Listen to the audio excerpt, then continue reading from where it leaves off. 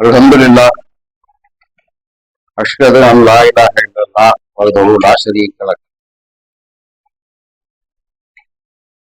வணக்கத்திற்குரிய கடவுள் ஒருவரை தவிர வேறு இணை தெய்வங்கள் இல்லை என்று நான் சாட்சியம் பகிர்கின்றேன். அவர் தனித்தவர், மிக்க மேலானவர். இன்ஷா அல்லாஹ்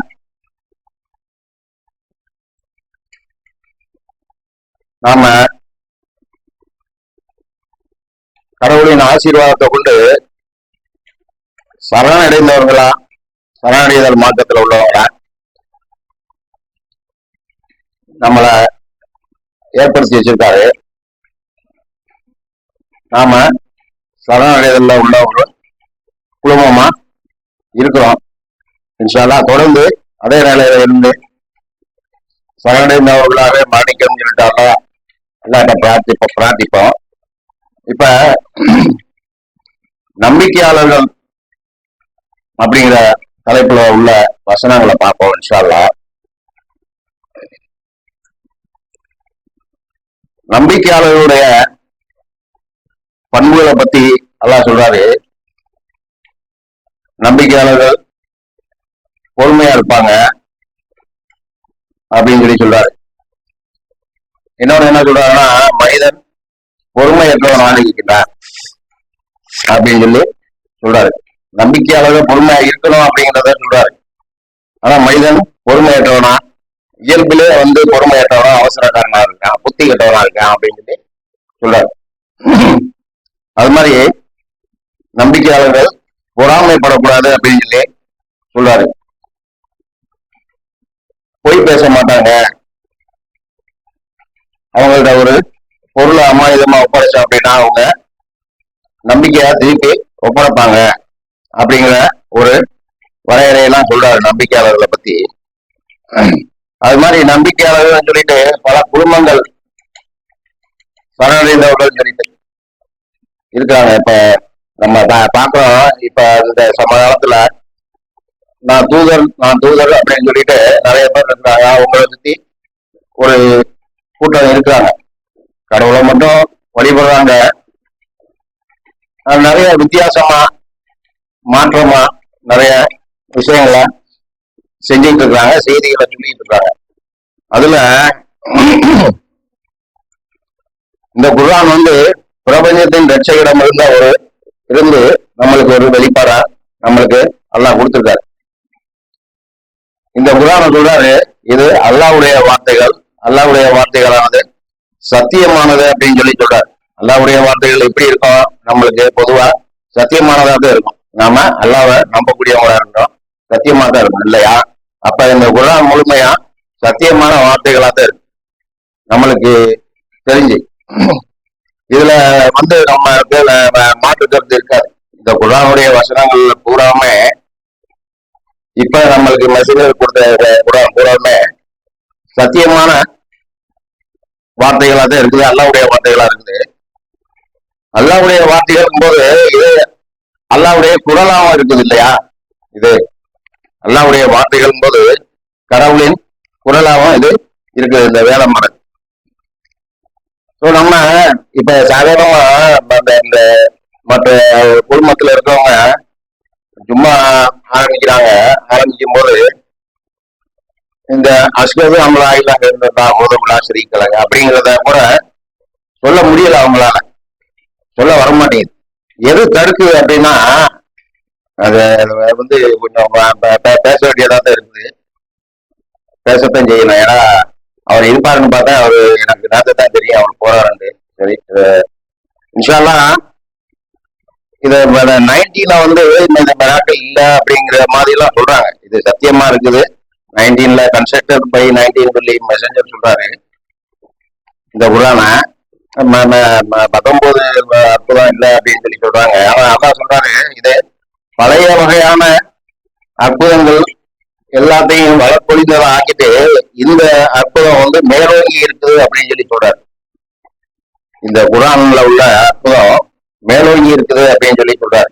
இந்த 19 அப்படிப்பட்ட அற்புதத்தை ஈஸியா அந்த குடும்பத்துல இருக்கிறவங்க சொல்றாங்க, 19ங்கிறது இல்லை அப்படின்னு சொல்றாங்க. அது மாதிரி பல விஷயங்கள் சொல்றாங்க. அந்த ஜின்னுங்கிற ஒரு இதெல்லாம் இல்லை அப்படிங்கிற மாதிரி எல்லாம் சொல்றாங்க. நம்ம கேள்விப்படுறோம். அதை எப்படி சொல்றாங்கன்னா, ஜின்ன ஒரு நபி அவர்கள் சொல்ற வேலைகளை, பெரிய பெரிய வேலைகள், கட்டடங்கள் எல்லாம் நிர்மாணிச்சிருக்குது, வேலை பார்த்துருக்கு அப்படின்னு சொல்லிட்டு குரான்ல சொல்றாங்க. அந்த மாதிரி எல்லாம் இருந்தாங்க, அதெல்லாம் இப்ப இருக்க முடியா அப்படின்னு அந்த மாதிரி திங்கிங்ல போறாங்க. ஆழ்ந்த வேதம் அப்படின்னு சொல்லி சொல்றாரு. அவங்க என்ன செய்யறாங்க, ஆழ்ந்த வேதம்ங்கிறதுனால ஆழ்ந்த சிந்தனைக்கு போய் இதை விட்டு மாற்றமா போற மாதிரி தெரியுது. நம்மளுக்கு மாறுபாடா போற மாதிரி தெரியுது. எல்லாம் காப்பாத்தலாம், நேர் வழியில அவங்களுக்கு சரியான வழிய காமிக்கணும், எல்லாத்த பிரார்த்தம் அவங்களுக்காக. ஏன்னா அவங்களும் கடவுள் மட்டுமே அப்படிங்கிறதுல உறுதிப்பாட இருக்கிறாங்க இல்லையா. நம்ம அதுக்காக நம்ம பண்ணலாம். ஸோ நம்ம அந்த மாதிரி விஷயங்கள்ல இருந்தெல்லாம் நம்ம ரொம்ப கவனமா இருக்க வேண்டிய காலகட்டமா இருக்குது. நான் தூதர் அப்படின்னு சொல்லிட்டு நிறைய பேர் வர்றாங்க, நிறைய பேர் சொல்லிட்டு இருக்காங்க. ஆனா அந்த மாதிரி சொல்றவங்கள அல்லாஹ்னு சொல்லக்கூடாது, கடவுள்னு சொல்லக்கூடாது, இறைவன் சொல்லணும் அப்படின்ற மாதிரி எல்லாம் பல மாதிரியான விஷயங்களை சொல்றாங்க. அதாவது தேவையில்லாத விஷயங்களை எல்லாம் சொல்ல வராங்களே ஒழிய லாயிலாக இல்லலாக அப்படிங்கிறதுக்கான முக்கியமான விஷயத்த விடுபடுற மாதிரி விட்டுருக்காங்க. அதனால நாம நம்பிக்கையாளர்கள் சரணடைந்தவங்களா நம்மளுக்கு வாய்ப்பு கொடுத்துருக்காரு, நம்ம ஆக்கி வச்சிருக்காரு அல்லா. ஸோ நம்ம அல்லாவுக்கு நன்றி சொல்றவங்களா நம்ம அதை கவனமா ஃபாலோ பண்ற மாதிரி நம்மளை அமைச்சுக்கணும். ஆமா, அதுல நம்மளோட கவனத்தை சிதறடிச்சிடக்கூடாதுங்கிறத நம்ம கவனமா இருக்கணும் இன்ஷா அல்லாஹ். அந்த மாதிரி விஷயங்கள்ல பிரபஞ்சத்தின் ரட்சகரம் ஒரு வெளிப்பாடாக இது உள்ளதுன்னு சொல்லி சொல்றாரு. 32 அதாவது 49:10 பார்ப்போம் இன்ஷா அல்லாஹ். நம்பிக்கையாளர்கள் ஒரு குடும்பத்தின் அங்கத்தினர்கள் ஆவர். உங்களுடைய குடும்பத்திற்குள் நீங்கள் சமாதானம் பெறவும் மேலும் கடவுள் மீது பக்தி செலுத்தவும் வேண்டும், நீங்கள் கருணையை அடைஞ்சிடும் பொருட்டு அப்படின்னு சொல்லி சொல்றாரு 49:10. அது மாதிரி 49:13 நம்பிக்கையாளர்களை சொல்றாரு, மக்களுக்கிடையும் வேறுபடுத்தி காண்பதற்கான ஒரே அளவுகோல்னு சொல்லிட்டு, மக்களே, ஒரே ஆண் மற்றும் பெண்ணிலிருந்து உங்களை நாம் படைத்தோம், மேலும் நீங்கள் ஒருவர் மற்றவரை அடையாளம் கண்டு கொள்வதற்காக உங்களை வெவ்வேறு சமூகங்களாகவும் இனங்களாகவும் ஆக்கினோம். கடவுளின் பார்வையில் உங்களில் மிகவும் சிறந்தவர் மிகவும் நன்னறி மிக்கவரே ஆவார். கடவுள் எல்லாம் அறிந்தவர், நன்கு அறிந்தவர். நம்ம கடவுளின் பார்வையில் உங்களில் மிகவும் சிறந்தவர் மிகவும் நன்னறி மிக்கவரே ஆவார்னு சொல்லி சொல்றாரு. கடவுளுடைய பார்வையில நன்னறியான செயல்களை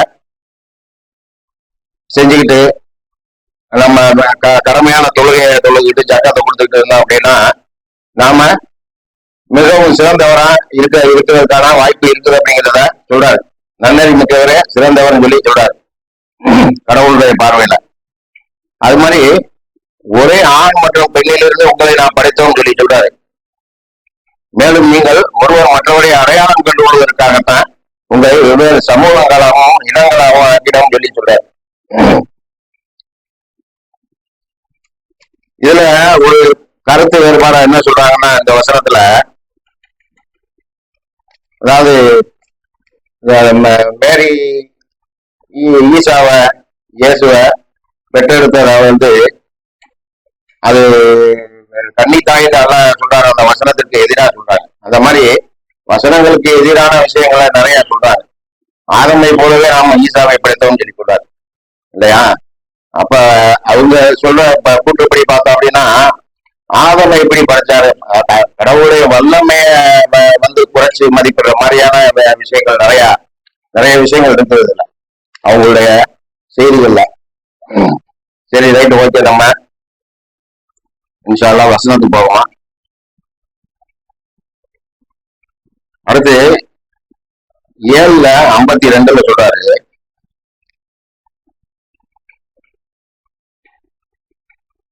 குர்ஆன் முற்றிலும் விவரிக்கப்பட்டது.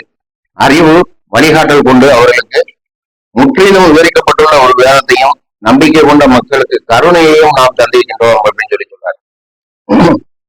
அறிவு வழிகாட்டல் கொண்டு அவர்களுக்கு முற்றிலும் விவரிக்கப்பட்டுள்ள ஒரு வேதம் சொல்லி சொல்றாரு. இதுக்கு இது விவரம் பத்தாது, விளங்க முடியாது அப்படிங்கிறதுலாம் வாய்ப்பே கிடையாது.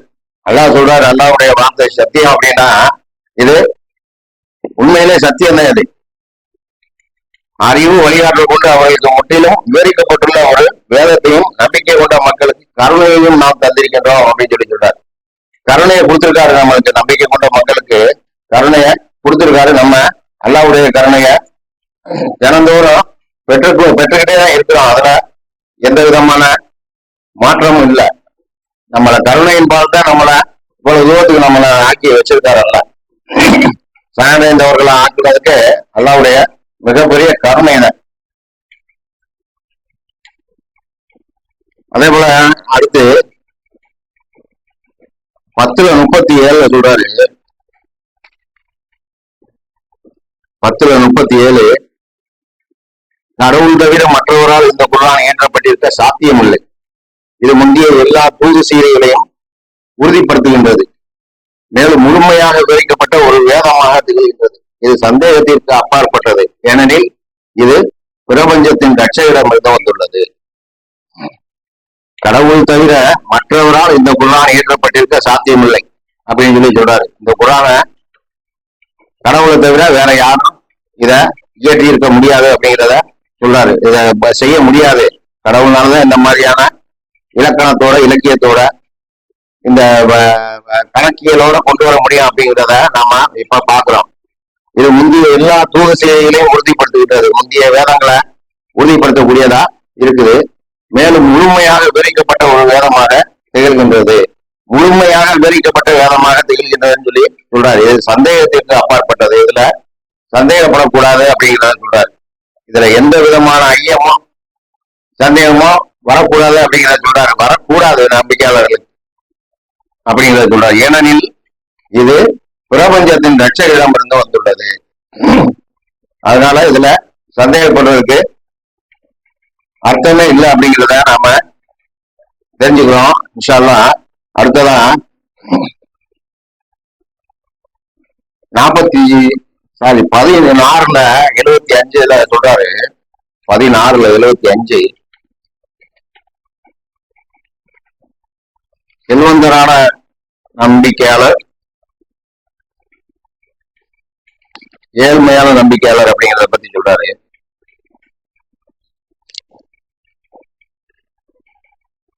உடைமை கொள்ளப்பட்ட மேலும் முற்றிலும் ஆற்றலற்ற ஒரு அடிமையுடன் ஒப்பிட்டு நல்ல வாழ்வாதாரங்களை கொண்டு நாம் ஆசீர்வதித்து அதிலிருந்து ரகசியமாகவும் பகிரங்கமாகவும் தர்மம் செய்கின்ற ஒருவனை கடவுள் உதாரணமாக எடுத்திருக்கின்றார். அவர்கள் சமமானவர்களா? புகழ்ச்சி கடவுளுக்குரியது. அவர்களில் அதிகமானோர் அறிய மாட்டார்கள். செல்வந்தான நம்பிக்கையாளர் ஏழையான நம்பிக்கையாளரை விட சிறந்தவர் அப்படின்னு சொல்லி சொல்றாரு. ஏன்னா சாதாரணமா நம்பிக்கையாளரா நம்ம சரணடைந்தவங்களுக்கு அதிகமான செல்வத்தை கொடுத்துட்டோம்னா அவங்க வழி தவறி போயிடுவாங்கன்னு சொல்லி நல்லா சொல்றாரு. வழி தவறி போவாங்க அப்படிங்கிறத சொல்றாரு. ஸோ செல்வந்தரா இருக்கிறவங்க அவங்க நீளமா இருப்பாங்க. ஏழையை காட்டிலும் அவங்க சிறந்த நம்பிக்கையாளர் அப்படிங்கிறத அந்த வசனம் சொல்லுது. இன்ஷா அல்லாஹ் அதையும் சொல்றாரு, நம்மளுக்கு எடுத்து காமிக்கிறாரு. இந்த மாதிரி அதிகமான செல்வத்தை கொடுத்தோம் அப்படின்னா நீங்க வழி தவறி போயிருவீங்க அப்படின்னு சொல்லி சொல்றாரு. ஸோ அதை வச்சு சொல்றாரு, செல்வந்தரான சரணடைந்தவர் சிறந்தவர் அப்படிங்கிறத பத்தி சொல்றாரு. அடுத்து நம்பிக்கையாளர்களுடைய பண்புகள்ல சொல்றாரு. 2:3-5 இன்ஷா அல்லாஹ்.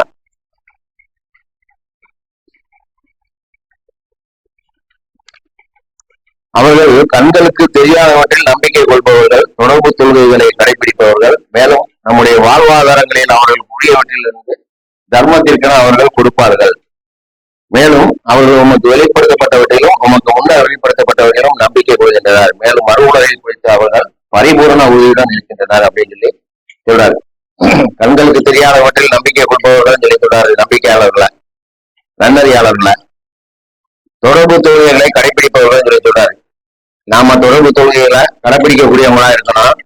மேலும் நம்முடைய வாழ்வாதாரங்கள்ல இருந்து நாம தர்மம் செய்யணும் அப்படிங்கிறத சொல்றாரு. தர்மம் அப்படிங்கிறத கட்டாயமா கடமையா செய்யணும் அப்படிங்கிறத இது நம்மளுக்கு சொல்லி தராரு. மேலும் அவர்கள் நமக்கு வெளிப்படுத்தப்பட்டவற்றிலும் நமக்கு முன்னர் வெளிப்படுத்தப்பட்டவர்களும் நம்பிக்கை கொள்கின்றனர் சொல்றாரு. இந்த வேதத்திலையும் சரி, இதற்கு முன்னாடி உள்ள வேதமும் கடவுளாக இறக்கி அருளப்பட்டதா அப்படிங்கிறத நாம நம்பணும் அப்படிங்கிறத சொல்றாரு. மேலும் அவர்கள் மறுமுறையை குறித்து பரிபூர்ண உறுதியுடன் இருக்கின்றனர் அப்படிங்கிறத சொல்றாரு. மறுமை எப்படிப்பட்டது, மறுமைன்னு சொல்லி எல்லாருமே சொல்றாங்க. சாதாரணமா இருக்கக்கூடிய முஸ்லீம்களும் சொல்றாங்க, சோக்கால் முஸ்லீமும் மறுமை இருக்குது அப்படிங்கிறத நம்புறாங்க. அவங்க நம்பக்கூடிய மறுமை இல்ல, அவங்க சிபாரிசு அடிப்படையில் அவங்க சொல்றாங்க. அது மாதிரி சொல்றாங்க, இந்த மாதிரி நீங்க எதுவும் உத்தரவாதம் வாங்கியிருக்கீங்களா, கொஞ்ச நாளைக்கு நீங்க நரக வேதனையை அனுபவிச்சுட்டு திருப்பி உங்களை சோழத்துல போடுவாங்கன்னு சொல்லிட்டு உத்தரவாதம் வாங்கியிருக்கீங்களா அப்படின்னு சொல்லி கேட்கிறாரு. கொடுத்துருக்காரா, கடவுள் உங்களுக்கு கொடுத்துருக்காரா அப்படிங்கிறத கேட்கிறாரு. அந்த மாதிரியான மறுமை இல்ல. இன்ஷால்லா நாம சத்தியமான மறுமை எப்படி அப்படிங்கறத நம்ம தெரிஞ்சிருக்கோம். அதற்கான ஆயத்தமா நம்ம ரெடி பண்ணணும், தயார்படுத்திக்கணும் அப்படிங்கறத நம்ம தெரிஞ்சுக்கணும். இன்ஷால்லா இவர்கள் தான் தங்களுடைய ரட்சகரால் வழிநடத்தப்பட்டவர்களாக இருக்கின்றனர், இவர்கள் தான் வெற்றி பெற்றவர்களாகவும் இருக்கின்றனர் அப்படின்னு சொல்லி சொல்றாரு. நம்பிக்கையாளர்களை பத்தி சொல்லும்போது சொல்றாரு, இவங்கதான் வெற்றி பெறக்கூடியவங்களாக இருக்கிறாங்க அப்படிங்கிறத. இன்ஷால்லா நாம வெற்றி பெறக்கூடியவங்களா இருக்கிறதுக்காக நம்மளுக்கு உதவி செய்யணும். நாம பிரார்த்திப்போம். தூபு இல்லா அல்ஹம்துலில்லாஹ் அஷ்ஹது அன் லா இலாஹ இல்லல்லாஹ் வஹ்தஹு லா ஷரீக லஹ். வணக்கத்திற்குரிய ஒரே கடவுளை தவிர வேறு இணை தெய்வங்கள் இல்லை என்று நான் சாட்சியம் பெறுகின்றவராக இந்த 2வது உரையை ஆரம்பம் செய்கின்றேன். இன்ஷா அல்லாஹ் அடுத்ததா நம்பிக்கையாளருடைய பண்புகள்ல 8:2 சொல்றாரு. என்ன சொல்றாரு பாப்போம் இன்ஷா அல்லாஹ். உண்மையான நம்பிக்கையாளர்கள் அப்படிங்கிறத சொல்றாரு. உண்மையான நம்பிக்கையாளர்கள் எவர்கள் எனில், எவருடைய இணையங்கள் கடவுளை குறிப்பிடும் போது நடுநடுங்கி விடுகின்றதோ, மேலும் அவருடைய வெளிப்பாடுகள் அவர்களுக்கு எடுத்துரைக்கப்படுகின்ற போது அவருடைய நம்பிக்கை வலுப்படுகின்றதோ, மேலும் தங்களுடைய ரட்சகரின் மீது பொறுப்பு ஏற்படுத்துகின்றனோ அவர்களே யாவர். அல்லாஹ்னு சொல்லும் போது அவங்களுடைய இதயங்கள்லாம் நடுங்கிடணும் அப்படின்னு சொல்லி சொல்றாரு. மேலும் அவருடைய வெளிப்பாடுகள் அவர்களுக்கு எடுத்துரைக்கப்படுகின்ற போது அவர்களுடைய நம்பிக்கை வலுப்படணும் அப்படிங்கிறத சொல்றாரு. இந்த குர்ஆனுடைய வசனங்களை சொல்லும் போது அவங்களுடைய நம்பிக்கை வலுப்படும் அப்படிங்கிறத சொல்றாரு. அவங்களுடைய நம்பிக்கை மேலும் தங்களுடைய ரட்சகரின் மீது பொறுப்பேற்படுத்துகின்றனோ அவர்களே அவர்களுக்கு உண்மையான நம்பிக்கையாளர்கள் சொல்லி சொல்றாரு. அல்லாஹ்ட்ட பொறுப்பு ஏற்படுத்தணும் அப்படிங்கிற விஷயத்த நம்ம முழுமையா அதை நம்ம செயல்படுத்தணும். இன்ஷா அல்லாஹ்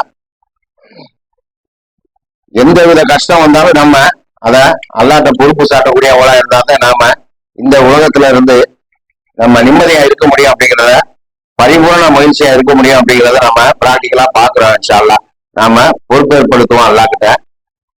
அடுத்ததா 4வது வசனத்துல சொல்றாரு, இத்தகையவர்கள் தான் உண்மையான நம்பிக்கையாளர்களாக உள்ளனர். அவர்கள் தங்களுடைய ரட்சகரிடம் உயர் அந்தஸ்துகளையும் அவ்வளமே மன்னிப்பு மற்றும் தாராளமான ஒரு வாழ்வாதாரத்தையும் அடைகின்றனர் சொல்லிட்டு சொல்றாரு. இந்த மாதிரி இருக்கிறவங்க உண்மையான நம்பிக்கையாளர்களா சொல்லி சொல்றாரு. அவர்கள் தங்களுடைய ரட்சகரிடம் உயர் அந்தஸ்துகளையும் அவ்வளமே மன்னிப்பு மற்றும் தாராளமான ஒரு வாழ்வாதாரத்தையும் அடைகின்றனர் சொல்றாரு. வாழ்வாதாரமும் தாராளமா தருவம் சொல்றாரு. இந்த மாதிரியான டைப்ல இருந்தோம் அப்படின்னா வாழ்வாதாரத்தையும் அதிகமா தருவோம் அப்படிங்கிறத சொல்றாரு. அடைகின்றனர் சொல்லி சொல்றாரு. மன்னிப்பு தரங்கிறார். சோ நம்ம தாராளமான வாழ்வாதாரத்தை நம்ம பெறணும் அப்படின்னா இந்த மாதிரியான விஷயங்களை நம்ம கடைபிடிக்கக்கூடியவங்களா இருக்கணும். இன்ஷா அல்லாஹ் அடுத்ததா நம்பிக்கையாளர்களுடைய ஒரு மிகப்பெரிய ஒரு விஷயத்தை சொல்றாரு. வெற்றி பெற்றவங்களா எப்படி இருக்கிறாங்க அப்படிங்கிறத 3:139 சொல்றாரு. நீங்கள் தடுமாற வேண்டாம், அன்றி துக்கப்படவும் வேண்டாம், ஏனெனில் நீங்கள் நம்பிக்கையாளர்களாக இருந்தால் நீங்களே இறுதி வெற்றியாளர்களாக இருக்கின்றீர்கள் அப்படின்னு சொல்லி சொல்றார். நீங்கள் தடுமாற வேண்டாம், அன்றி துக்கப்படவும் வேண்டாம், ஏனெனில் நீங்கள் நம்பிக்கையாளர்களாக இருந்தால் நீங்களே இறுதி வெற்றியாளர்களாக இருக்கின்றீர்கள் அப்படிங்கிறத நம்மளுக்கு சொல்லி தராரு. நாம இறுதி வெற்றியாளர்களாக இருக்கணும் அப்படிங்கிறது நம்மளுடைய நன்னறியான நடத்தைகள்ல தான் இருக்குது அப்படிங்கிறத பார்க்கிறோம். பொறுப்பு சாட்டணும், நம்ம நம்பிக்கையாளர்களுடைய பண்புல என்ன வேணா சொல்றாரோ அதை செய்யக்கூடியவங்களா இருக்கணும். அடுத்தாப்புல நம்மளுக்கு ஒரு வாய்ப்பா நோன்பு நம்மளை வந்தாடையுது, நம்ம அதை வரவேற்று முழுமையா 30 நோன்புகளே நம்ம வைக்கிறதுக்கான ஒரு தயார் நிலையில இருக்கணும். இன்ஷா அல்லாஹ் அல்லாஹ் அதிகம் நினைவு பண்றதுக்காக அதைத்தான் சொல்றாரு, நீங்க இறுதி வெற்றியாளர்கள் அப்படின்னு சொல்றாரு. அடுத்ததான் இன்ஷா அல்லாஹ் மரணத்துல சொல்றாரு நம்பிக்கையாளர்களை பத்தி 2:154.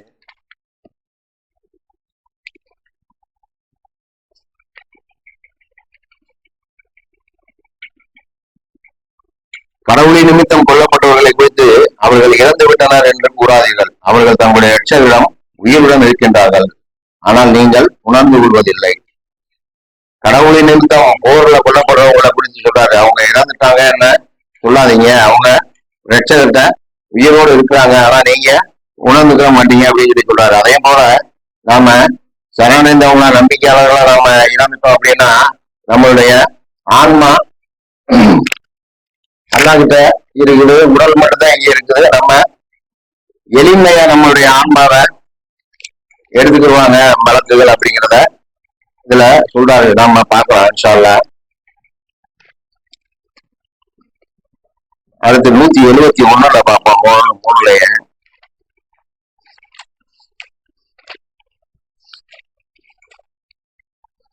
அதோட முடிச்சுக்கிறோம் இன்ஷா அல்லாஹ். 171 கடவுளின் ஆசிகள் மற்றும் அருட்கொடை மேலும் நம்பிக்கையாளர்களுக்கு வெகுமதி அளிக்க கடவுள் ஒருபோதும் தவறுவதில்லை என்னும் நற்செய்தியை அவர்கள் வைத்திருக்கின்றனர் அப்படின்னு சொல்லி சொல்றார். கடவுளின் ஆசிகள் மற்றும் அருட்கொடை மேலும் நம்பிக்கையாளர்களுக்கு வெகுமதி அளிக்க கடவுள் ஒருபோதும் தவறுவதில்லை என்னும் நற்செய்தியை அவர்கள் வைத்திருக்கின்றனர். நம்மளுக்காண்டி மாணவர்கள் இந்த செய்தியை வச்சிருக்காங்க அப்படின்னு சொல்லி சொல்றாரு.